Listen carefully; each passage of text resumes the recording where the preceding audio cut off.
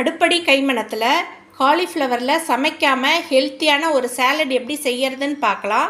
இதுக்கு தேவையான பொருட்கள் காலிஃப்ளவர், ஒரு 2 பச்சை மிளகாய், ஒரு எலுமிச்சம்பழம், தேவையான அளவுக்கு உப்பு. நம்ம எத்தனை பேர் சாப்பிட்றோமோ அதுக்கு தகுந்த மாதிரி காலிஃப்ளவரை போட்டுக்கலாம். அதை எப்படி செய்யறதுன்னு பார்க்கலாம். காலிஃப்ளவரில் சாலட் செய்யறதுன்னா ஃப்ரெஷ்ஷாக அன்னைக்கு வாங்கின காலிஃப்ளவரில் செய்யணும். வச்சுருந்துட்டு செய்யக்கூடாது. வச்சுருந்துட்டு செஞ்சோன்னா அதில் புழு வந்துடும். அதனால் நல்லாவும் இருக்காது. நல்லா மொறுன்னு இருக்கும் ஃப்ரெஷ்ஷாக இருந்துச்சுன்னா. இந்த சைஸுக்கு அந்த தண்டை கட் பண்ணிவிட்டு இது மாதிரி கட் பண்ணி உப்பு தண்ணியில் போட்டு ஊற வச்சுட்டா ஒரு 5 மினிட்ஸ் ஊறினா போதும்.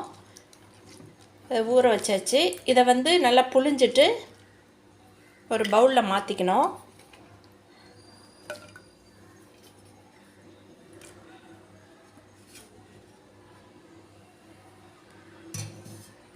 இப்போ இதில் பச்சை மிளகாய் நைஸாக கட் பண்ணி வச்சுருக்கேன்.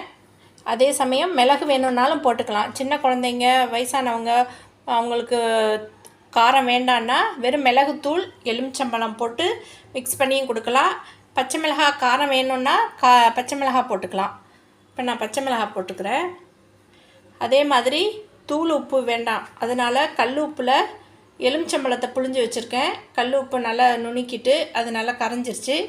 அந்த எலுமிச்சம்பழத்தையும் அதில் போட்டு மிக்ஸ் பண்ணிக்கணும்.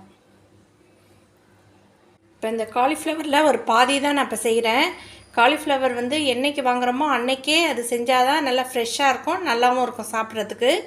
இதில் கொஞ்சம் மிளகுத்தூள் கொஞ்சம் போட்டுக்கிறேன். சின்ன குழந்தைங்கன்னா பச்சை மிளகாய் வேண்டான்னா வெறும் மிளகுத்தூள் மட்டும் போட்டுக்கலாம். இதில் எலுமிச்சம்பழமும் உப்பும் கொஞ்சம் கரைச்சி ஊற்றிருக்கேன். இது கொஞ்சம் பத்தாது. எலுமிச்சம்பழம் கொஞ்சம் கூட ஊற்றினா தான் நல்லாயிருக்கும். இதை நல்லா மிக்ஸ் பண்ணிவிட்டு ஒரு 10 நிமிஷம் ஊறினா போதும். நல்லா குலுக்கி நல்லா ஊற வச்சுட்டு இது மாதிரி நல்லா அடியோடு நல்லா குலுக்கி வச்சிட்டோன்னா நல்லா ஊறிடும். அதுக்கு பிறகு நம்ம சர்வ் பண்ணிக்கலாம். இது சின்ன குழந்தைங்கள்லேருந்து வயசானவங்க வரைக்கும் எல்லாருமே சாப்பிட்லாம். நார்ச்சத்து இருக்கிறதுனால இவங்க சாப்பிட்ணும் அவங்க சாப்பிட்ணும் அப்படின்லாம் கிடையாது. இது ரொம்ப ஹெல்த்தியான ஃபுட் இது.